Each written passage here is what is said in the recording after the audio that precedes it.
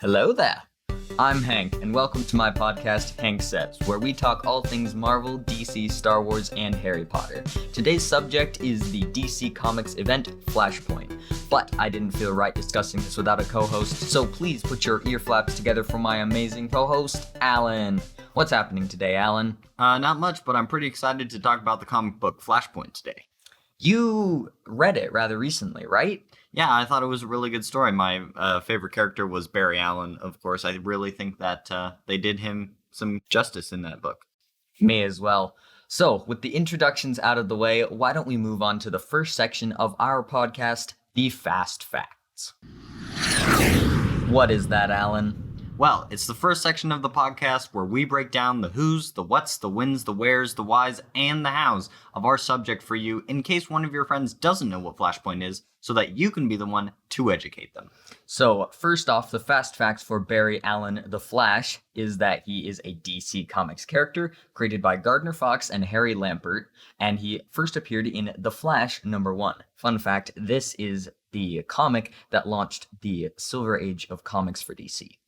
As for Flashpoint, Flashpoint is a DC Comics event that launched the New 52, written by Geoff Jhons and drawn by Andy Kubert. It was published in the May of 2011 when DC canceled all of their other titles, and the only comic you could get from DC for 5 whole months of the year was this 5-issue miniseries. Wow, that was a pretty bold move for DC. Yeah.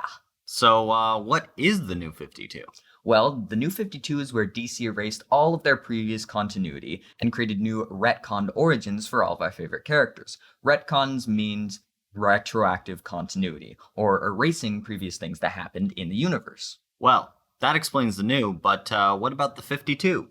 Well, previously there had been a literally infinite amount of Earths in the DC multiverse. In this timeline, they decided to include only 52 in their timeline to avoid something like Crisis on Infinite Earths happening again. Wow, that was pretty in-depth. So let's move on to the next section of the podcast called The First Sight. Yes, The First Sight is the second part of the podcast where we peel back the curtain of time and reveal where we first met our subject. So, Alan, where did you first sight The Flash? Well, I actually first saw him in the CW show, The Flash, played as Grant Gustin, and that's actually the Flash that I kind of knew and grew up with. And then, later I read the actual Flash comics and got a better grasp on what he actually was like. But yeah, that's the first time I met The Flash. So, in your headcanon, Barry Allen is brown-haired, not blonde. Yeah. Wow, that is interesting. Mm-hmm. I kind of always knew who he was, but the first official comic that I read was the New 52, Volume 1 of The Flash, so it came directly out of Flashpoint. I also watched the CW show, which I really enjoyed and was able to compare and contrast the differences from the comics. All right, well, let's move into our next section of the podcast, the diving board, where we dive deep into the pool of learning that is Flashpoint. So let's get started with a basic summary of issue #1 of Flashpoint. So Barry wakes up in a strange new world where everything's different. Cyborg is the world's greatest superhero when previously he had been restricted to Teen Titans. There is a Wonder Woman and an Aquaman who are warring for world domination. And Superman doesn't exist, the Justice League doesn't exist, and Batman is not Bruce Wayne, he is Thomas Wayne, Bruce Wayne's father. So with all of this going on, what are your initial thoughts coming into this, Alan? Well, I think it started out pretty well, and I do like the cliffhanger at the end where they find out that Batman is actually Thomas Wayne instead of Bruce Wayne. I think that's a cool character change, and we get to see kind of the other side of Batman if Batman had been Thomas Wayne instead of Bruce Wayne. I really like that. And I think that's really interesting. We also get a lot of characters without any idea of their origin, where they've been and what they really do, like Sir Green Lantern and the Outsider and all those guys. We don't really know where they come from or where they've been or what they really do. That we're just told that they're some of the world's greatest superheroes. Right. I thought that it was a good beginning. I thought that it definitely gets better, especially towards the end. But I liked how they set up the villain, the Reverse Flash, for this series, how he speed past Barry's mom in the beginning, And it's kind of like, just like foreshadowing. And I'm also a fan of Flashpoint Batman, like the darker, grizzled version of Batman that's crossed the no killing rule line, because that's what Batman would be in the future if he didn't have any restrictions. Right. So I thought that it was really interesting, and it's definitely a great beginning for the series. Mm-hmm. All right, let's move on to the second issue. In this issue, Deathstroke is a pirate, and he's parading around the seas over Paris, which Paris got buried underwater by Aquaman. Yep. With a bunch of other villains like Clayface and those types of guys, when he gets attacked by Aquaman, and Aquaman kills them all. Even though they're not part of Wonder Woman's team. Which just for reference, this is like blonde Aquaman from the comics, and not cool Jason Momoa Aquaman. Well, of course not. Well, of course not. Hey, you're Deathstroke. How'd you like to get stabbed? No, please stop. My man. Oh my gosh. Okay. Barry has some realizations that this is an alternate timeline and not just like a fantasy or mirage. Mirror Master. Yeah, Mirror Master type stuff. We also get to see how evil Wonder Woman and Aquaman are, but we don't actually get to see like why they're so evil, you know? Like why they've become this way. Right, like Wonder Woman chokes Steve Trevor almost to death and gleans as much information as she needs out of him. Yeah, that's pretty. Barry also gets roasted pretty much. He tries to get his speed powers back by striking himself with lightning and having a bunch of chemicals on him. Doesn't work, and he gets third-degree burns everywhere. So, yeah, the issue ends with him lying on top of Wayne Manor, burnt and crispy. Oof. Yeah. That cannot smell good. Smell good? Smell good. Not feel good either. Oh, no. I really liked Pirate Deathstroke. You mentioned him earlier. I just think that that's one of the best incarnations of that character that we've seen. And also, when Steve Trevor is being interrogated by Wonder Woman, he mentions Lois Lane. And there's some Andy Kubert art that just is kind of suggesting a theory that I really like, that's Steve Trevor is in love with Lois Lane in this timeline. And Wonder Woman, I think, doesn't like that because she has some sort of recollection or flashback of the previous timelines and the previous history that's been in DC Comics, and just kind of feels. I also think that Batman, he's a doctor, Dr. Thomas Wayne, and I think that he's smart enough to know that what would happen if Barry got struck by lightning with chemicals. Like, seriously. Yeah. Well, that's kind of the way he does it, you know? You can't just, like, take some extension cables, hook it up to his nipples, and hook it up to a car battery and expect him to be the Flash. That's epic. You just flip the switch and boom, he's the Flash. The fastest man alive. That's not how it should work.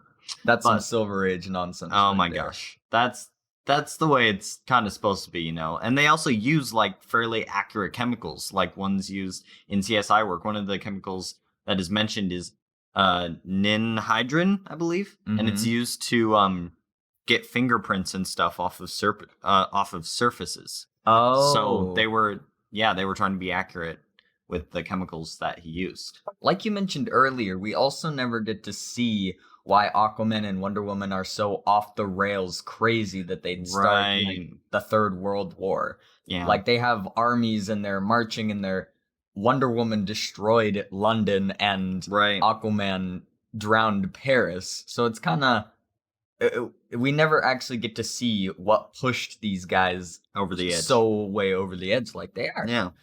So why don't we try our best to get the image of Barry Allen with jumper cables hooked up to his nipples out of our brains by talking about issue number 3.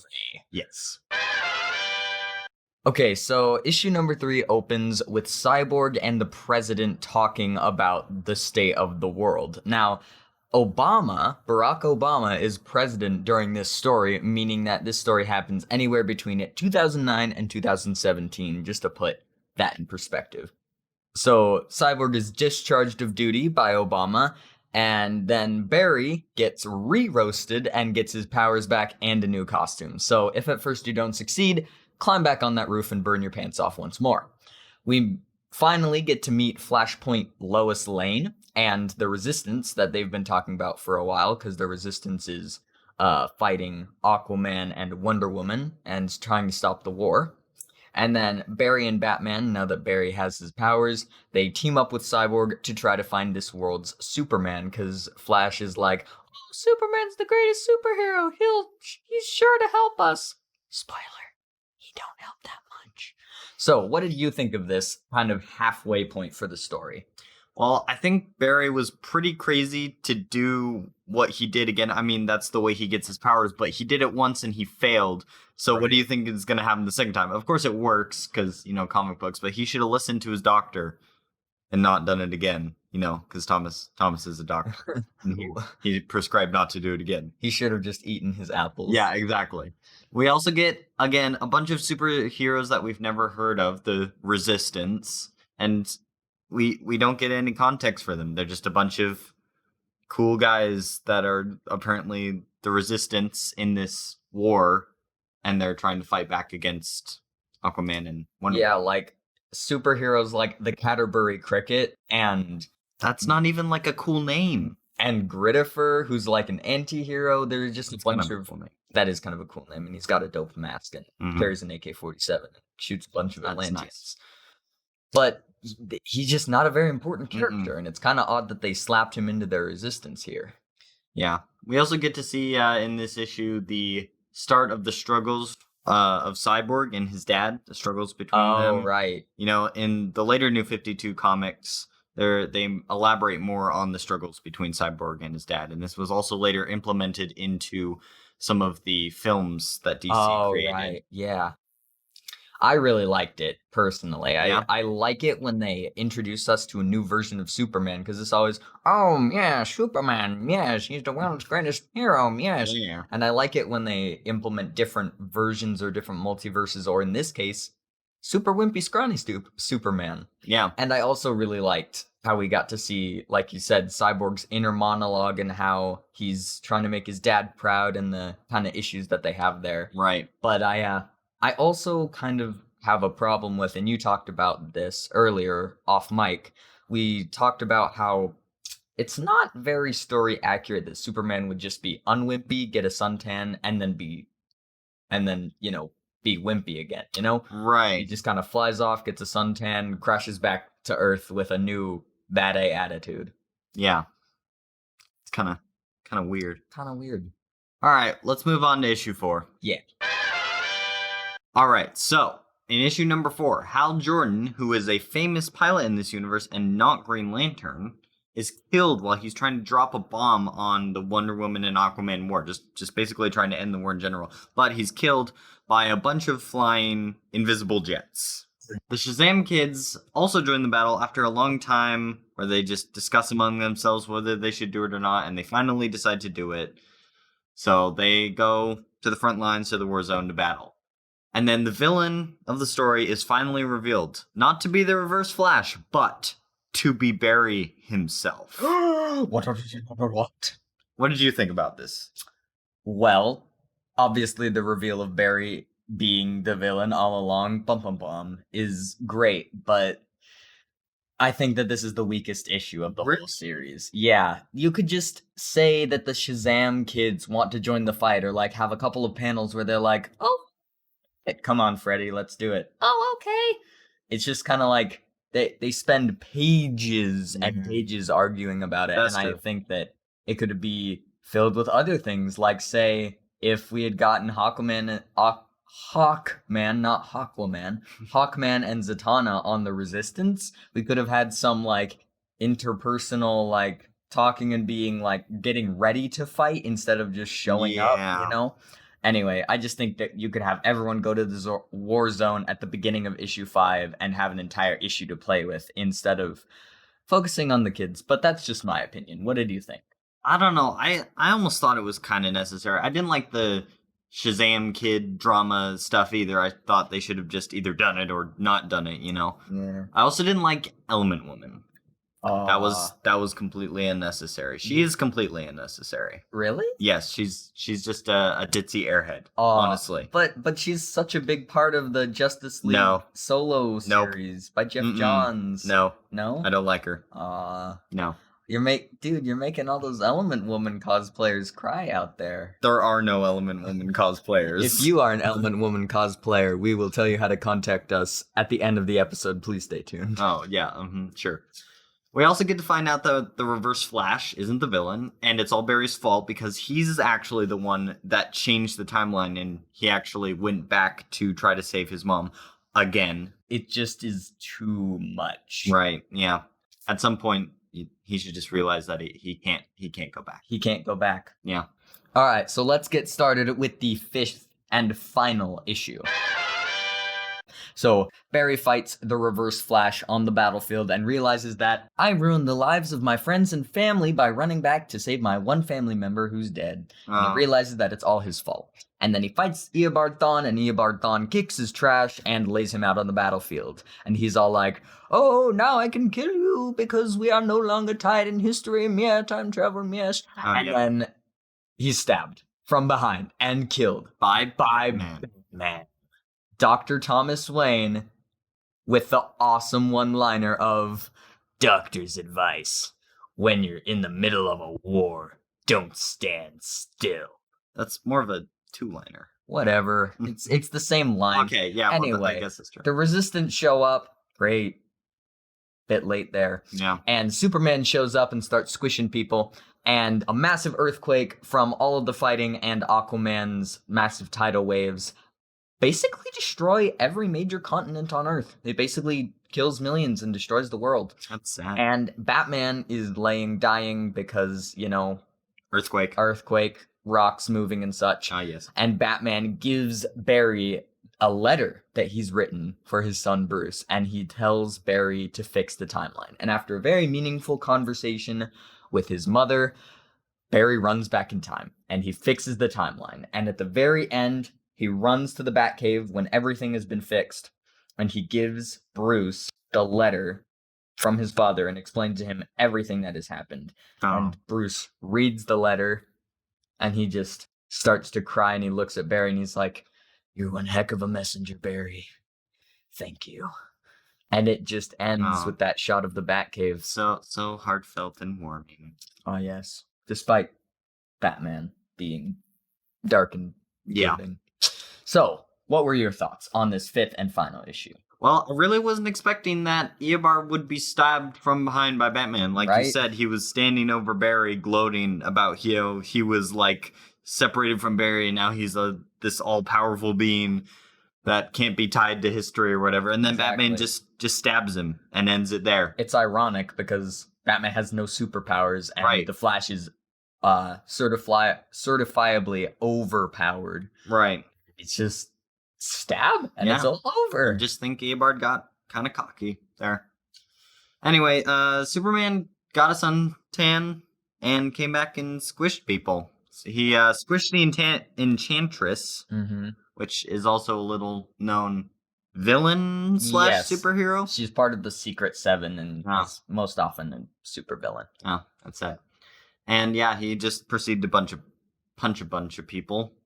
And I just think that he almost maybe should have stayed Wimpy Superman, you know? Yeah, like we just shouldn't have seen him, and he flew off, because there are a series of comics called The World of Flashpoint Superman has his own series in World of Flashpoint. So we could have just not seen him. He could just be gone.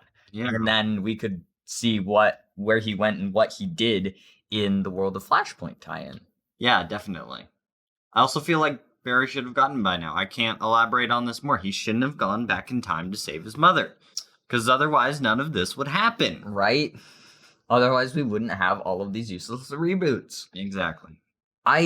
Despite its shortcomings and despite Barry being an ignoramus, I feel like this issue is the best of the lot. I just think that it's a really great ending. I really like the moment at the end, like I said, with Batman crying, which you never see.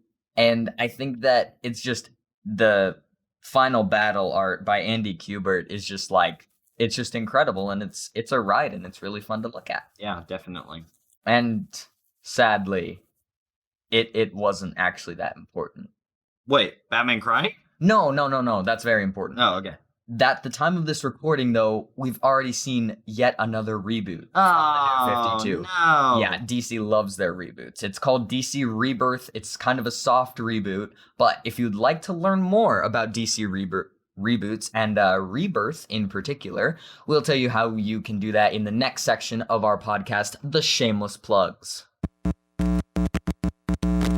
What is that, Alan? This is the section where we shamelessly self-promote our podcast and everything to do with it. That's right, Alan. Getting started, if you'd like to make a suggestion of a topic we discuss or something we talk about, why don't you just email it to HankSayzPodcast@gmail.com. That is Sayz with a Z, so HankSayz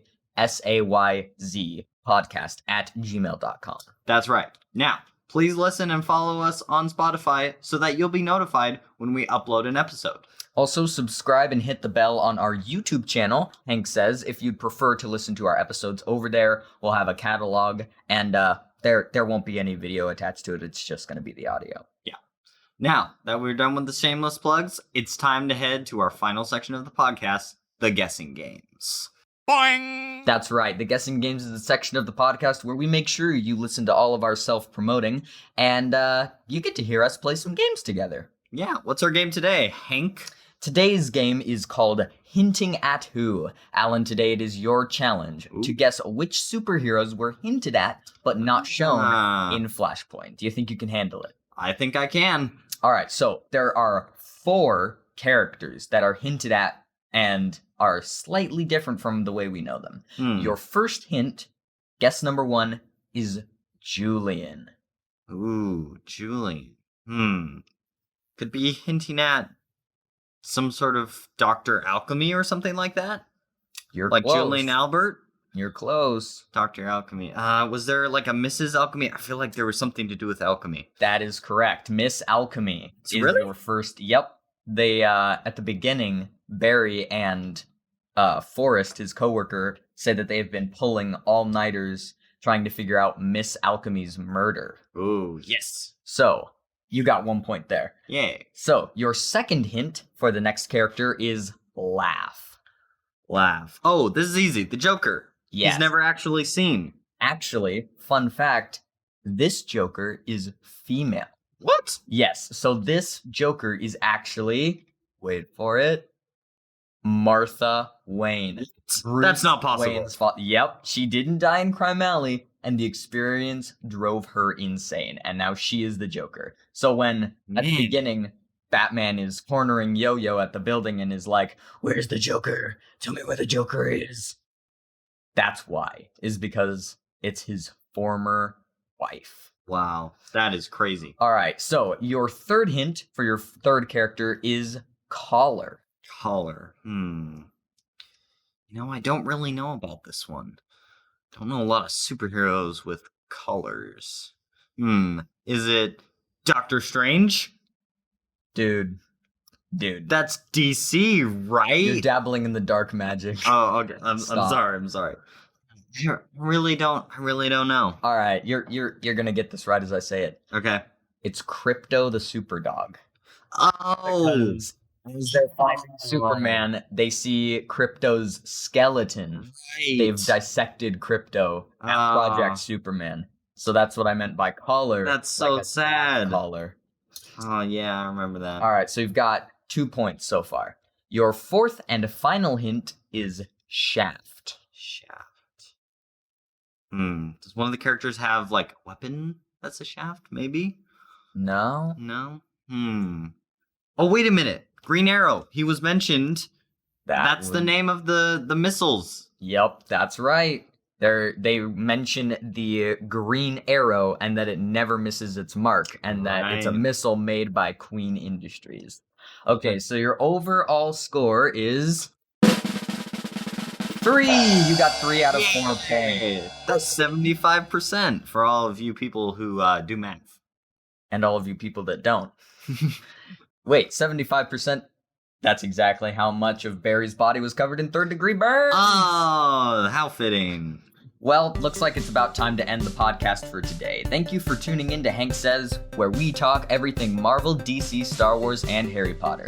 I hope you've enjoyed, and we'll see you next time. Bye-bye.